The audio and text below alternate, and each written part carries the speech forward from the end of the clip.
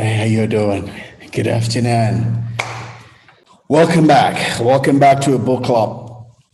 We get to do this on Sundays. It's 2 p.m. here, West African time. And that would be 7 a.m. Central Time in the US. And so it's our time we'll get to study a book. And the book we're presently on right now is Business is Personal by Bethenny Frankel, right? I've been doing this for a while now. We're going to be going into, we started chapter 5 last week. So we're going to finish chapter 5 today and we'll go to chapter 6 next week. The book is made up of 13 chapters, if I remember. Yes, 13 chapters. With an epilogue. And so we'll see how we'll go. So we'll close this. We'll start thinking about the next book, being about halfway of this book. So I am thinking about it. And if there's a book that you would want us to read, let me know. And if it falls within what we do here, we might take it up, we're just here to be a blessing, to do life together. I get to read the book, read the lessons. I share my own life experience, and I'm open to answer questions. I'm open to other contributions also. It's just a learning period, right? That's all we get to do. And the first student here is myself. It's an opportunity for me to learn and grow, and hopefully someone else gets to do that also. So thanks for being here. Let me bring up my slide here, and we're then going to go into our topic for today. It's pretty much we started last week talking about staying five steps ahead, right? That's the title of a chapter. It's about thinking ahead, and Bethany says 5 steps. A synonym to that is when we say thinking about the big picture, right? There's a big picture thinking, is strategic thinking, and we'll go into that as I bring up my slide. So let me bring up a slide and we'll just shoot for today. Thanks. Like I said, the book is Business is Personal, right, by Bethenny Frankel. It's all about sharing the truth about how to succeed rather, without losing ourselves, losing who we are as a person, right? And again, this is the book, right, Bethenny Frankel. And I have a book by me here. I'm beginning to read alongside here. Who knows? Maybe it's the next book we'll take. Ariana Huffington is a popular person out there, a billionaire also, and she wrote this book a while ago talking about her own life, what it meant for her not to lose herself, right, after succeeding. So it might just be the right one to read after we finish with Bethenny. Ariana Huffington, and the title is Thrive, right? Thrive, right? Don't let your success consume you, right? And I've started reading it, and it's kind of a beautiful introduction, so who knows? Maybe it's the next book we're going to read here, or maybe I'm just reading for my own fun. All right. But yeah, think about it if you know about it, if you want it, and maybe we'll do it. Anyways, we're heading to chapter 5 of this, and pretty much that's just the book again, in on the slides. And so let's go into the meat of it all, right? It's talking about what staying 5 steps ahead. I mean, we did some kind of introduction to it last week, so let's expand it more. When you talk about 5 steps ahead, that's not necessarily a new word. It's what we call strategic thinking, as again being tactical, right? Strategic thinking is what you do long term, right? Tactical thinking is what you do short term. Another word we use in this for is when we talk about being in the frame or outside of the frame.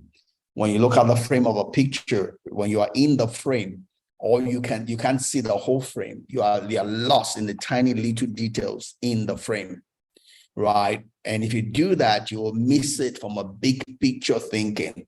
You'll be lost in the details, in the immediate, and you cannot see the future, right? So we're already beginning to talk about some of the issues, right, in differentiating the two. The two are important. You know, the tactical is important for what you're doing immediately, but someone's got to be thinking beyond just immediate, because the immediate feeds into the future. So if you're lost in your immediate, you might be missing the things that are changing in your environment, such that you become old-fashioned, right? And we know of different examples of big companies that are folded up because they got lost in the immediate. They were not thinking of the future. They were not strategic in their thinking. They were only tactical. It was how we're making money today. Oh, money today, money today, money today. But they could not see the future. So they were not prepared for the future that hit them, right? They were lost. They were dinosaurs that could not live in the new age in the 21st century, right?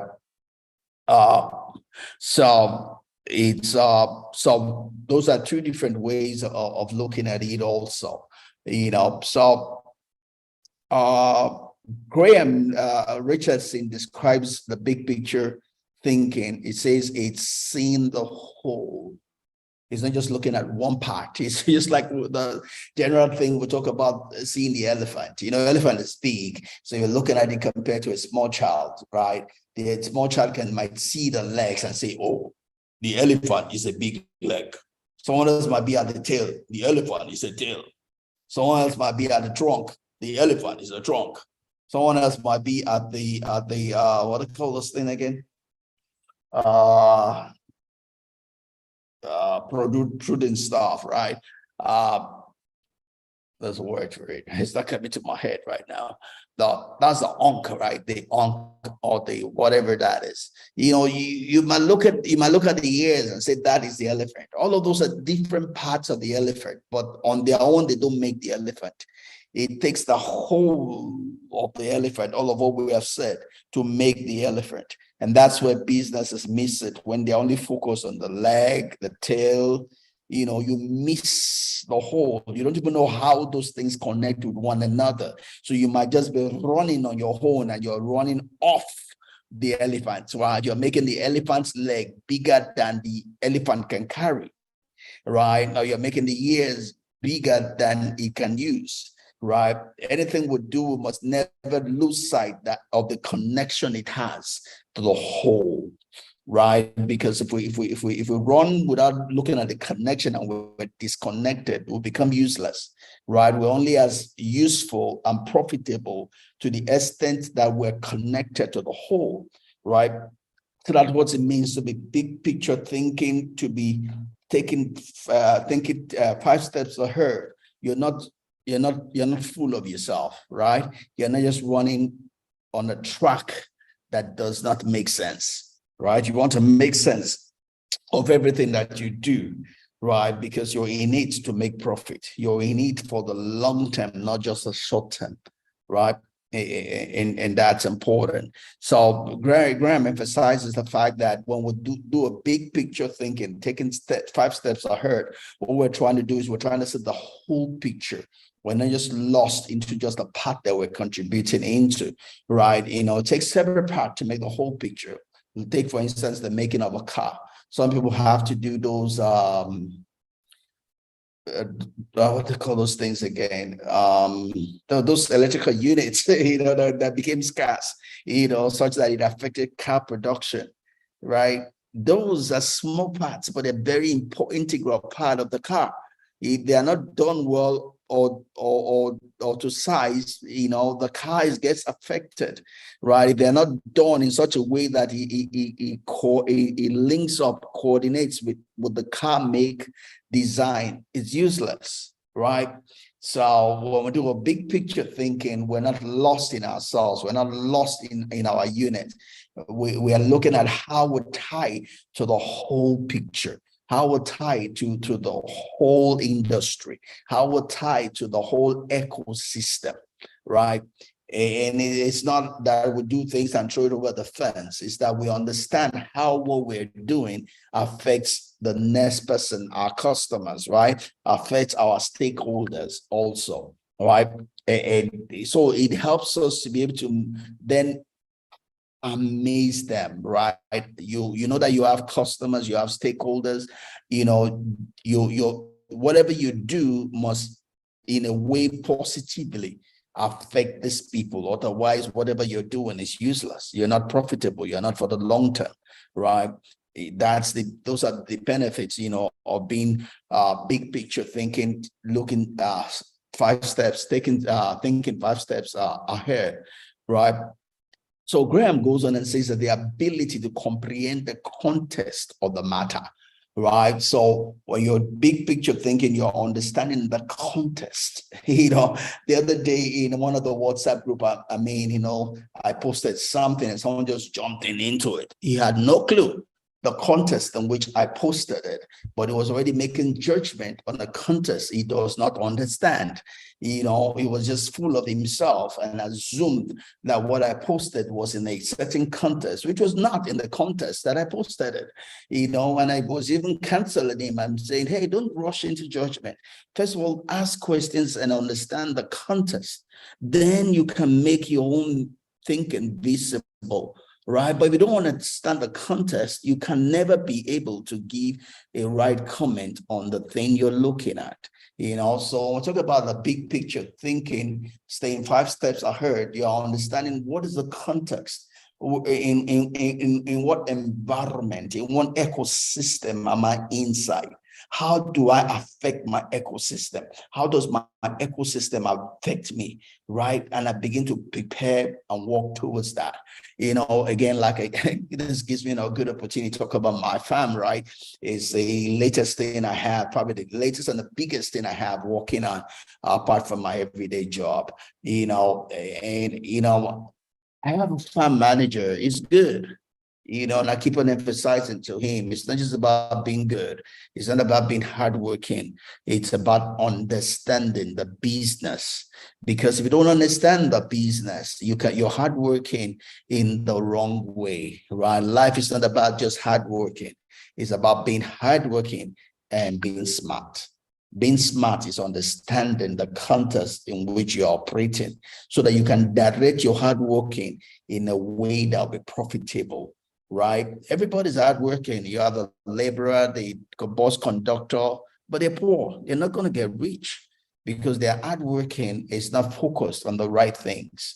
Right? Life is not just about being hardworking. It's about being hardworking, focused on the right things. Because if you're not, you ain't going to get any better.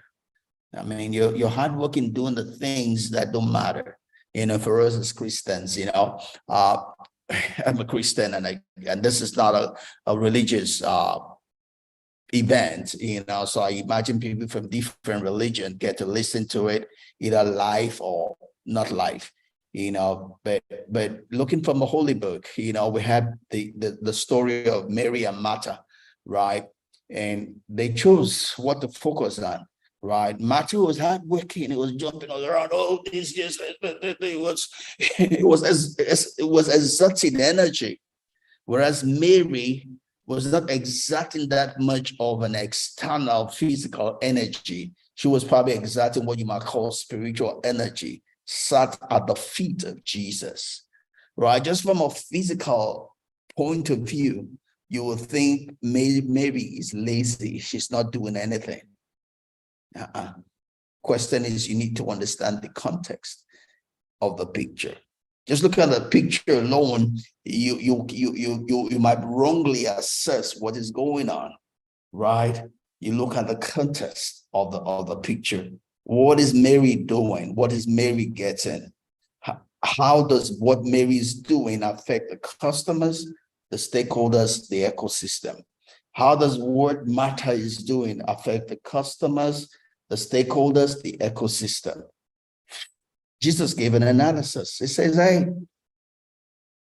there's only one thing, right, that is needed. Even though Martha was jumping all around, she was jumping all around on things that were not that core to what they needed at that point in time. To the ordinary eye, it looked like she was busy and productive. But Jesus Christ said, hey, you're missing it, Martha. You're missing it, Martha.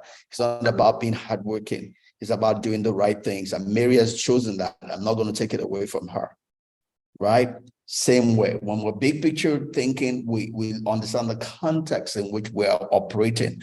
We know how to separate old thinking from new thinking. A lot of us are held onto old ways of thinking, and we're thinking that should work in a new system that we're operating in, and it's not working for us. We're failures, and we're crying, I'm working hard, I can't sleep, all of that, but yet I'm not making money, I'm not getting any better. It's because your thinking is not working in a new context. Your thinking used to work in the old context, and it worked. Now you have a new context. You are right, and you need to respect that context, right? It will, and know what kind of thinking would work here. The whole thinking is not working, doesn't work, it's not expected to work. So you need to take 2 steps backwards and look at the whole picture. What is a new context that I'm in, and what does it require? What level of thinking, what way of thinking does it require? What way of engagement does it require? Right? How can I be profitable in this new context that I'm in? Right? And that helps, you know. And another example from the holy book, you know, was Jesus was giving an example that you don't put new wine and put it in a old wineskin. Right? It's going to break the wineskin because it's yet fermenting. It's yet fermenting. So there's like a chemical reaction taking place on the inside of it. So it's going to break this wineskin because it's going to put in pressure on it. So you don't do that. You don't put new wine into old wineskin, right? You need to understand the context, right? When you have new wine, you put it in new wineskin so that they can expand together. They can flex. They can stretch out together, right? And one is not breaking the other. Yes, you can put old wine in old wineskin when it's no more fermenting, no more chemical reaction taking place in it, right? You can put old wine in new wineskin, right? There's no chemical reaction taking place, you know, in the old wine. So the new wineskin can take it, right? It's all about understanding the context, right, that you're operating in and what works and what doesn't work. Not everything goes. Right, there is a way of doing things. There's order. There are boundaries, right? And it helps when you take 2 steps backwards. You're able to understand this. A lot of people don't do this. They struggle. They are struggling because they are hitting their head on the wall, expecting it to become a door. It doesn't work that way. It doesn't matter whether you fast all your life. It doesn't matter if you never sleep. There are ways of doing things. You need to take 2 steps backward and learn that way of doing things so that you can progress, right? And so Graham goes on and says that the system that is at work, you understand the system that is at work. So 3 things Graham said in that definition is: 1, it is seeing the whole picture, right? Understanding the context, right? And the system that is at work. How do things work in this place? Right? You know, also, let me divert again, go into Christianity. A lot of people come into the church with their old ways of doing things, right? You have people that used to be babalawos, whatever they used to be. They come in, and instead of understanding the way this new place they have come in is supposed to work, instead of understanding the new context and the system, they bring their own way of doing things in here and expect it to work. It doesn't. It doesn't. You know, that's why the Holy Book will say that don't stay with the old way of thinking. Clean it up. Clean it up. Learn the new way of thinking. Learn about this new system that you have come into. That's the way to get the best out of it. Right? That's the way to get the best out of it. Stop eating your head on the wall, expecting it to become a door. Know where the wall is. Know where the door is, and use each thing for what it's meant for, right? So big picture would say it's looking at the complete system and the overarching story or idea concerning a thing, right? You need to look at what's the overarching story, and that when we talk about organization might have to do with why is this organization in existence, right? I've been listening to a lot of Jim C. Collins, and what's his partner's name is Jerry Porras something. On the road, those two books are Good to Great, Built to Last. I mean, I have the audio, so each time I drive, I get to listen to the audio book. Yesterday was one of those times. I had a long time on the road yesterday, so I got to listen to a whole lot again. So it's and as I listen, I kind of parallel it to our farm, right? How to build it such that it will be right well built as a good company, and then we'll build it to last, fortified, that it becomes an institution, right? And one of the things I was just thinking about is, that reoccurring thought, what we're about, right? What we're about as a company, as a firm, it's not just a farm, because we do have plans for real estate development also, So as a company, what we're about is to change lives. That is our mission. That's what we're about. That's what describes us as a company, to change lives. If there was just short form of that company, to change lives. Even though we're farming, even though we're going to go into real estate, what we're about, to change lives. To change lives first of our employees, because if we don't change the lives of our employees, right, we cannot change the life of anybody. So to change the lives of our employees, we're going to change the life of every single one that comes to work for us for good. We change the lives of our employees, right? We change the lives of our stakeholders, right? With our employees, we change the life of our stakeholders. Our stakeholders are our communities, the village where we are in, and the general ecosystem also. We're working with different organizations, all in a bid to change lives, right? Whether I be working with my alma mater schools, whether I be working with WIEC, or whether I be working with UNDP, UNCF, we're all about changing lives. So first of all, changing lives of our employees, our stakeholders, right? So those are the things we're about.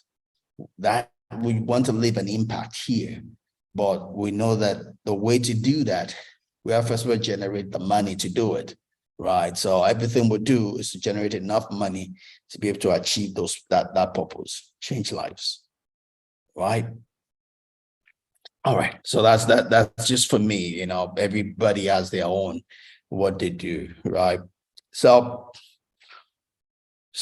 big picture thinking is critical, right, to understanding what is possible in the present and in the future. And that's important. I often say, when I started this farming thing, I was out at my house, my home in Houston. I was sitting there in my home in Houston as I was planning all of this, and I was buying these farmlands and had big ideas, right? I was going to build a chapel there, St. Hawkins Chapel. I was going to build a library, for the village people, stock it up that they can come and read. I was going to build an operational office for us, there. Those were my wide dreams. Then when I came back and I stepped out there and I saw the reality on ground, I knew that there was a big distance, there would be a big gap between where we had and where I want us to be, right? I still want that. I still want all of that big picture thing, chapel, library, office, all of that, right? That motivates me, right? But I have to come to reality that I only have so much money today, right? I only have so much money today, right, to be able to get from where we are to where we want to be. So though we'll get there, we have to find the right path to get there. We have to be we have to get there without running out of money, right? So we have to know what we need to do today, what we can do today, what we can do in the short term to be able to get the long term that we are looking at. So there is a vision here where we have a chapel, all of those beautiful things I used to think about and I still think about, and where we are here today, right? And we're going to map our way from where we are to where we need to be, looking at the realities on ground. That's what we talk about when we do the big picture thinking. See, my farm manager does not have to think about this. All he's concerned about is the everyday job that goes on out there, whether it's watering, it's planting, it's the building, the poultry building we're on, buying sand, cement, producing block. That is his own job. He stays within the tactical part of it, stays within the frame. But I cannot stay there because our business is more than today. It's forever. It's long way into the future. So I need to plan for the future. I pay my farm manager to take care of what's in the frame. I take care of what is outside the frame, which is strategic, right? How we're going to get from where we are today to where we want to be, right? So when you do a big picture thinking, you stay 5 steps ahead, you're planning that. You're planning, you understand, you're planning from what you have, making your present possible so that your future can be possible. You are looking at what it takes and how to get what it takes to make it happen, right? So it gives us the ability to observe, correct, improve things that might otherwise be missed, right? Yeah. For instance, for us, this is going to be our second full year farming, right? And so our first half year, we got some farmers from Cotonou, agreed some price. Last year, we had a full year with them. But this year, based on the experience of what we've learned the first 2 years, we're doing things differently, right? We've learned from those, and we're doing things differently, for the benefit of hindsight, right? So that's the other thing you get by taking 5 steps ahead, being a big picture strategic thinker. You're able to, you don't let your lessons learned be lost, right? You're learning, you're taking best practices from your yesterday to apply today. And it's not just on your side of the deal, right? So I get to make friends with other farmers. I'm on a network with other farmers, right? Or different networks actually with other farmers. And I'm seeing what they're doing vis-a-vis what we're doing. Why is it working for them? Why is it not working for us? Why is it working for us? It's probably not working probably for some people. And all of that, I'm able to see out of the frame. The frame is the everyday thing. I'm able to see 2023 as a whole, right? What are we going to be doing? How are we going to come to the end of 2023 that will be better off than we were at the end of 2022, right? I'm looking at that big picture and I'm making decisions. I'm allocating funds, to support those decisions, to make sure that we succeed. We are profitable, right? So that's all part of things that you get to do, as you look at the things from a big picture point of view. You correct, you improve, right? And lastly, it says it's an opportunity to ask yourself, how can I make things better, right? How can I make things better? How can I make things better? For us, we had to wait for several reasons, waiting for our workforce. They didn't come until February. Even now, because we made a late decision for workforce, we're expecting that by the end of January. So there's only so much we can do or not do while waiting for them. But while waiting for them, we've gone ahead to get other people to plant our yam seedlings for us. So we have 1,500 in the ground already.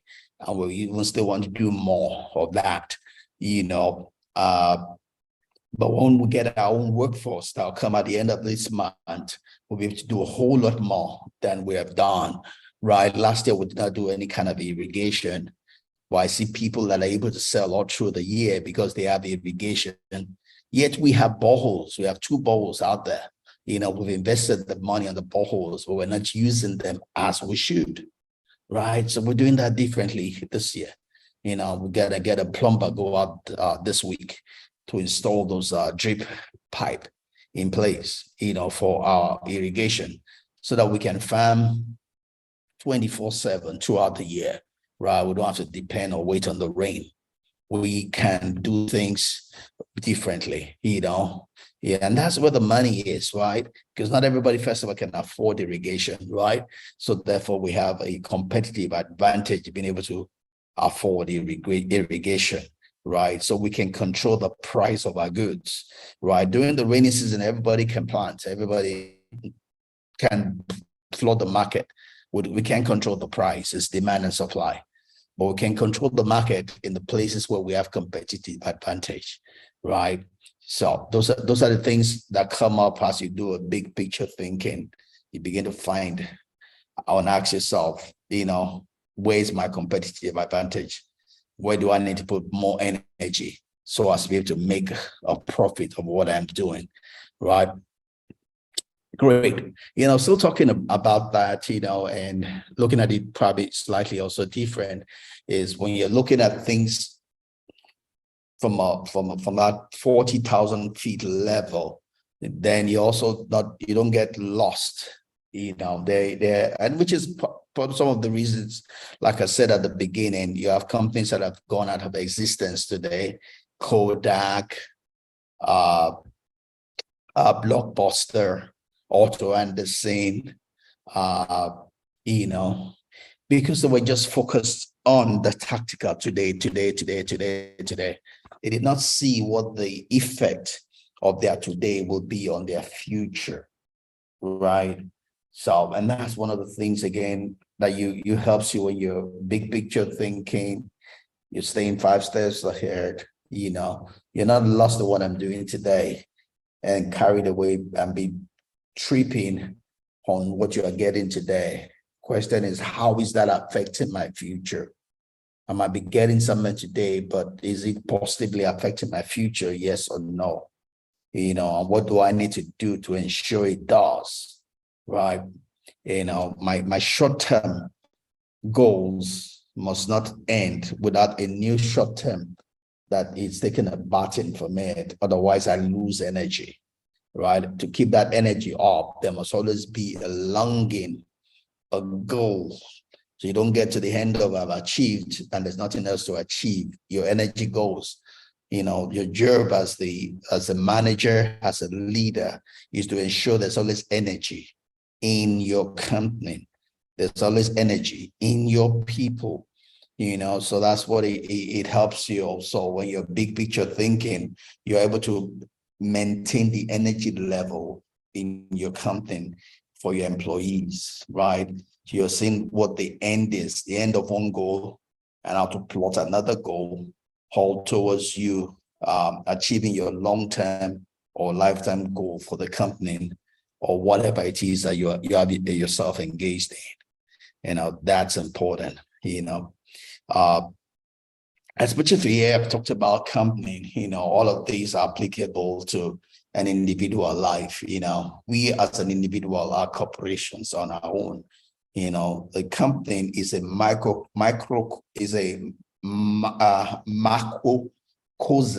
of the microcosm of a person. Every one of us is a company at the microcosm level, right? Everything that's taking place in my mental faculty, right? In my physical faculty, my spiritual faculty is the company that I am, called me. I am me incorporated, right? My success or failure is determined by the right interactions that are taking place in my physical being, in my mental being, and my spiritual being. because everything I do with other people is dependent on that, right? So everything we've set up applies to that, right? As a company called me, I need to be big picture thinking concerning my life, right? I need to plan every day, like we said, coming into this year. I need to have a lifetime plan for myself when I exit this life. What do I want? Who do I want to be? What do I want to be? Right? How do I want the important people in my life to see me? Right? So they're also long-term, right? So it's a lifetime goals. To achieve my lifetime goals, I must have long-term goals to get towards that. And to achieve my long-term goals, I need to have short-term goals to get there, right? So as much as I have a tactical short-term goals, I need to have a strategic long-term and lifetime goal that they are feeding into, right, to make happen, right? So I'm strategic as far as the long-term and the lifetime goals are concerned, but I'm tactical concerning the short-term goals, which I have to achieve to be able to achieve the strategic. But with the strategic, I make sure I'm not lost in the short-term tactical, that I make a mess of my long-term. With my long-term goal, it guarantees that my short-term is making sense. With my lifetime goal, it guarantees that my long-term is making sense, right? All of that are just connected, right? So, and like I say here, it's the power of having goals, having a vision, having a mission, having a target, just keeps your life, keeps your energy level in the place it ought to be. Someone asks me, people ask me all the time, how am I able to do all the things that I do? Because my energy level never goes down. I am all going towards that lifetime goal. I'm strategic. I'm tactical. Tactical on the short-term goals, strategic on the long-term goals and the lifetime goals, right? I hope you get something from that. And to close here on the last slide here, it's so these are just talking about 3 benefits of being big picture thinking, right? And it allows us to see opportunities for improvement, right? Look at areas in your life that might need some touch up, and you can work on them, right? It allows us to bring that big picture view to be communicated to the rest of the team. So it's easy for me to communicate the big picture team with my farm manager or with my farm workers, right? Because I know it, I'm building it already, right? And it's a continuous work, as I meditate more and more. I have to gain the clarity to be able to then pass it on, to the people that work for me, So it's a place where I understand it, then I can pass it on. The more I can pass it on, the more I can keep everybody at the high energy level and focus towards the same thing, right? And it serves to reinforce real reason for the activities we do daily, So yeah, so like my farm manager knows, the reason we do everything is just to change life, At least he's got it that much. When our farm workers get here, my duty will be to make sure they also get into that same level. When we start our poultry, I need to get everybody to that same level. It's just a story, that was shared about the cleaner at NASA, and they asked her what was her duty. She didn't say it was cleaning. Her duty was to get the man to the moon. Right.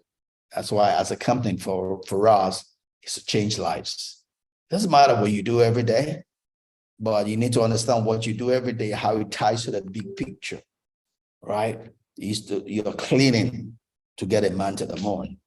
You're farming to change lives, and that helps with the energy level. It helps with the culture also, right? The culture that your company runs on is affected by your strategic thinking, your big picture. Everyone needs to understand what they're a part of, right? That's a reason for your vision, your mission, but it comes from a big picture thinking. right? The other thing I probably left out, I didn't mention all of this, is the fact that, what Bethenny emphasized, the fact that this takes practice. I can tell you, I'm doing it as I listened to Jim C. Collins yesterday, and a whole lot of times, it's affecting the way I think from a strategic standpoint. I'm learning. When I built my first house, I didn't have a strategic point of view, and that's why it wasn't the success I desired. Right? I was all tactical. I was there doing the everyday thing. I designed the house. I drew the house. I even drew a 3D model of the house myself.